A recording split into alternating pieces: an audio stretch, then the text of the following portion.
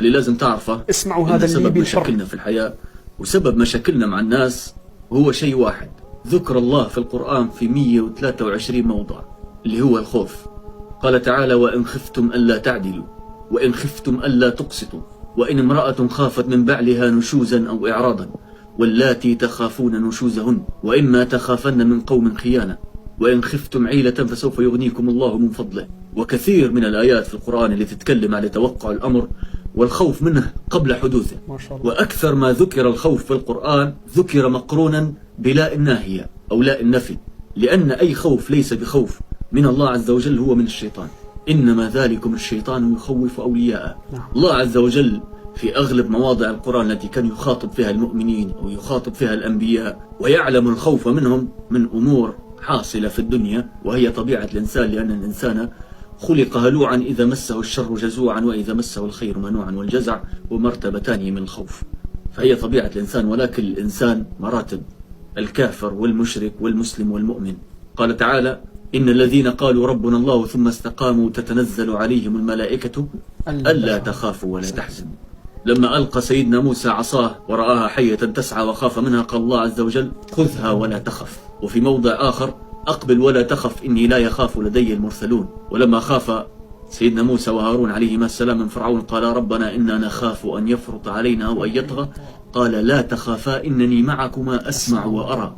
ولما أوجس في نفسه خيفة موسى من السحرة قال الله عز وجل: قلنا لا تخف إنك أنت الأعلى. ولما أدركه فرعون بجنوده قال الله عز وجل: فاضرب لهم طريقا في البحر يبسا لا تخاف دركا ولا تخشى. ولأن الله عز وجل يعلم أن الخوف من الشيطان، إنما ذلكم الشيطان يخوف أولياءه. شن قال الله عز وجل لأم موسى؟ فإن خفت عليه. الله عز وجل يعلم أن أم موسى تخاف عليه من أن يقتله فرعون. فإن خفت عليه، العقل شن بيقول؟ الله عز وجل بينجيه، قالها: فألقيه في اليم ولا تخافي ولا تحزني إنا رادوه إليك وجاعلوه من المرسلين. وكذلك لما جاء الرسل إلى لوط وأرادوا أن يجعلوا عاليها سافلها وينزلوا عذاب الله عز وجل قالوا: لا تخف إنا منجوك وأهلك إلا امرأتك كانت من الغابرين. وكذلك النبي عليه الصلاة والسلام لما كان هو وصاحبه في الغار إذ يقول لصاحبه: لا تحزن إن الله معنا. جل آيات الخوف اقترنت بالنهي، لأن الخوف قال الله عز وجل: إنما النجوى من الشيطان ليحزن الذين آمنوا. الخوف من الشيطان ليدخل الحزن في قلوب المؤمنين. ولكن من خاف الله أخاف الله منه كل شيء. ألا إن أولياء الله لا خوف عليهم ولا هم يحزنون. حتى الجن لما آمنوا قالوا: فمن يؤمن بربه فلا يخاف بخسا ولا رهقا. وكذلك قال الله عز وجل: ومن يعمل من الصالحات فلا يخاف ظلما ولا هضما. فالخوف الوحيد الذي عليك أن تخافه هو الخوف من الله. ومن خاف مقام ربه ما تخافش من اللي جاي، لأنه هو بيد الله عز وجل. وكان أحد الصالحين يقول: لا يحملنك أمد تأخر العطاء على أن تتهم مولاك.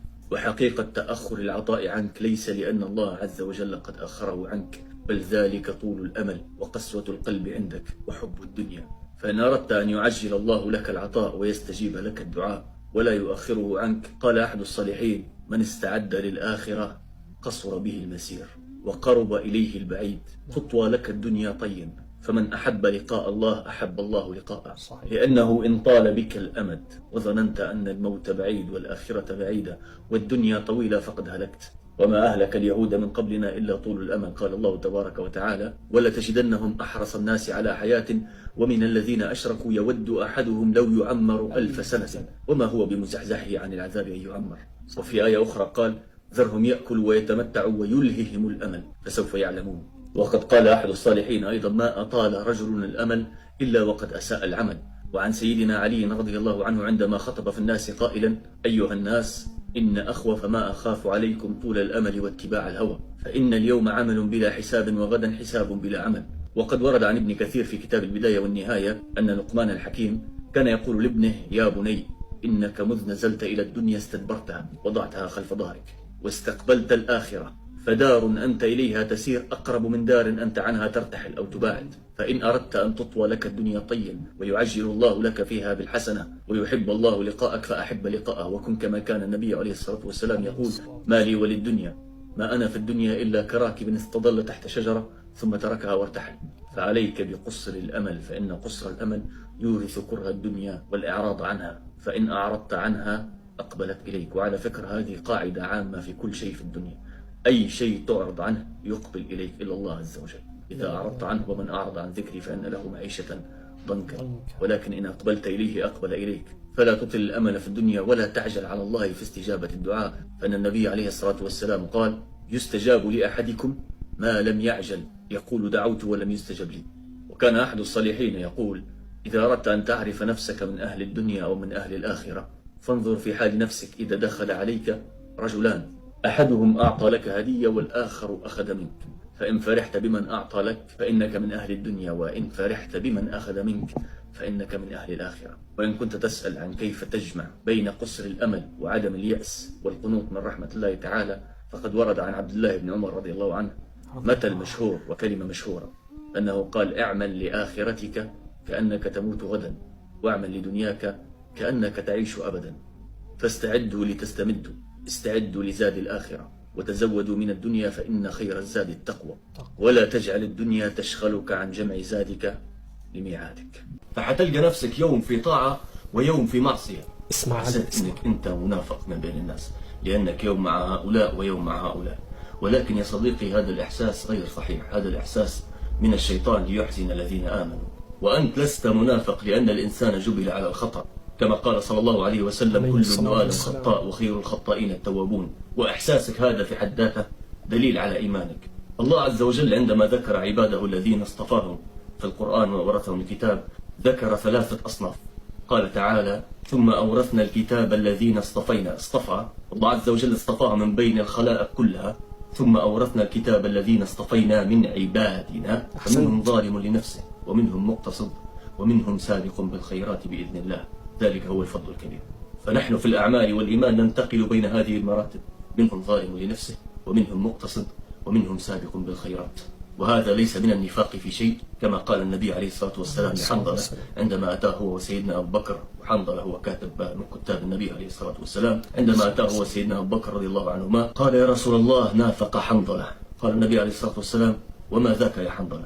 قال: نكون عندك فتذكرنا بالجنة وتذكرنا بالنار كأن رؤيا العين. يرتفع الإيمان لأعلى المراتب عندهم، لا يتمنون إلا الموت. قال: فإذا خرجنا من عندك يا رسول الله عافسنا الأزواج والأولاد ونسينا كثيرا مما قلت. ولكأنهم كانوا عند النبي عليه الصلاة والسلام.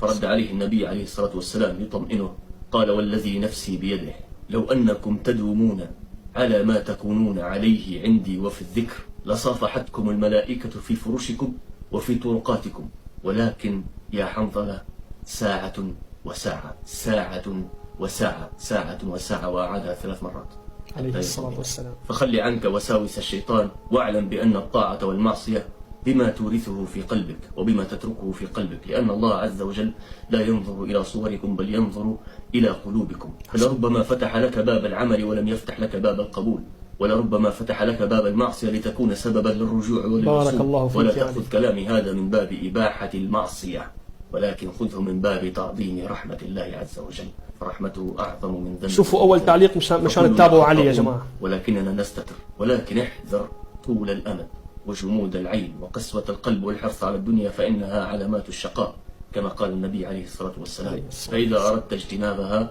فأول شيء عليك بصحبة الصالحين، فإن لم تكن منهم وغشيتهم الرحمة غشيتك معهم، لأنه كما قال النبي عليه الصلاة والسلام: هم القوم لا يشقى بهم جليسهم. وكما قال الله عز وجل: واصبر نفسك مع الذين يدعون ربهم بالغداة والعشي يريدون وجهه، ولا تعد عيناك عنهم تريد زينة الحياة الدنيا، ولا تطع من أغفلنا قلبه عن ذكرنا واتبع هواه.